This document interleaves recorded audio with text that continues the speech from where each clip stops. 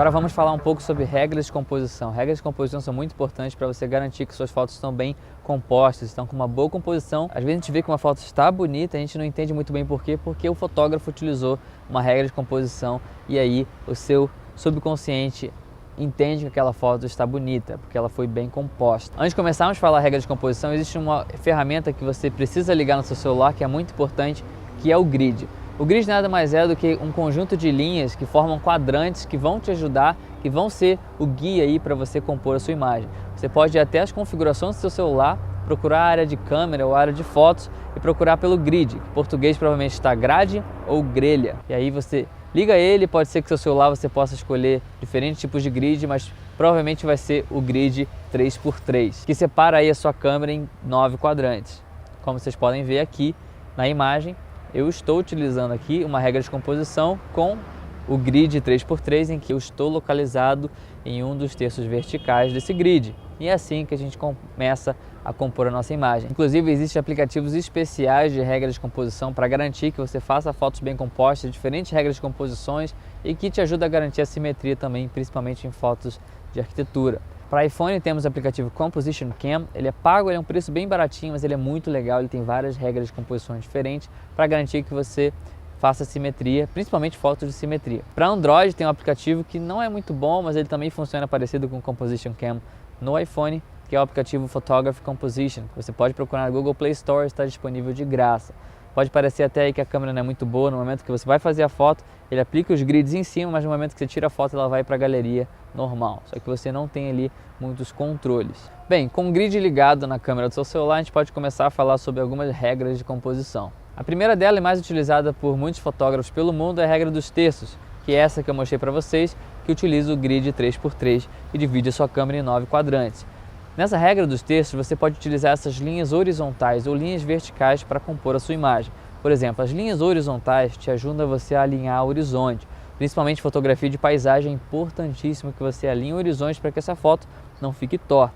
Então você pode posicionar o horizonte na primeira linha horizontal, em que você tem 1/3 de terra ou mar e 2/3 de céu, ou você pode posicionar na linha horizontal de cima, em que você tem 2/3 de terra ou mar e 1/3 de céu, por exemplo. Claro, você não é obrigado a utilizar exatamente posicionar o horizonte nessas linhas. Você pode inclusive posicionar o horizonte no meio e utilizar a linha que está próxima ali para te guiar e não deixar você ficar com o horizonte torto. Mesmo que o horizonte fique um pouco torto, você consegue facilmente ajustar isso na pós-produção usando aplicativos de edição, mas é ideal que você já garanta que a foto está quase reta no momento que tirar a foto, porque no momento que a gente gira para consertar, essa foto que saiu torta, a gente perde um pouco de informação nos lados, em cima e embaixo. Pode ser que ali tenha uma árvore que você não queira cortar, um prédio, e realmente a gente perde um pouco de informação, então tente deixar a sua foto já reta no momento que você fotografa. E com a regra dos terços, utilizamos o grid também 3x3 para posicionar pessoas, objetos e um dos terços verticais.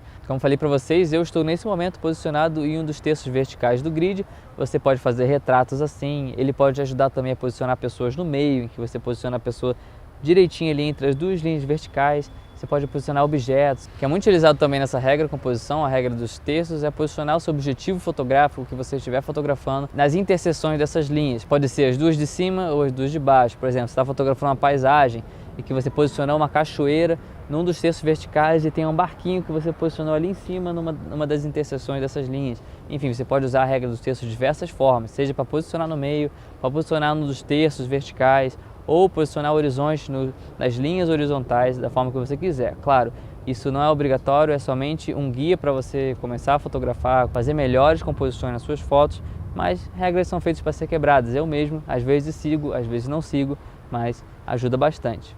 Outra regra de composição muito legal que chamamos de linhas guias, que vem do inglês aí que a gente usa na fotografia, o termo leading lines. Linhas guias são linhas em que você encontra na paisagem ou na arquitetura, são linhas que levam o olhar do espectador a passear por sua foto. Ela começa a passear na foto e começa a observar mais coisas. Podem ser linhas que convergem a um ponto de fuga no centro, pode ser uma paisagem com uma estrada que faz as curvas e o olhar da pessoa passeia pela imagem, pode ser linhas diagonais, e existem vários exemplos que eu posso mostrar aqui para vocês em que eu utilizo linhas guias nas minhas fotos que fazem o olhar do espectador realmente passear pela sua foto, que levam o olhar a um ponto específico. E aí você pode talvez posicionar pessoas, posicionar certas coisas no fim dessa linha guia ou decorrer dela para que o olho do espectador passeie pela foto até chegar ao objetivo da sua foto. Pode ser uma pessoa, uma paisagem.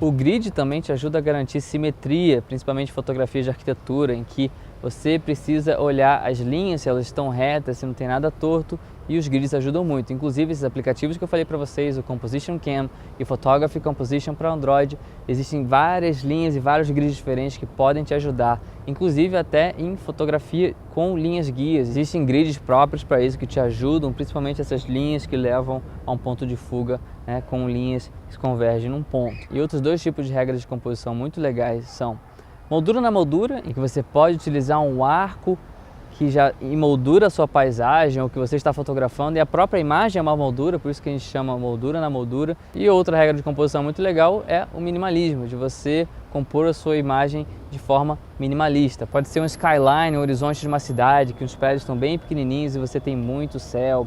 Pode ser uma roda gigante que você cortou no canto e tem bastante céu também, enfim.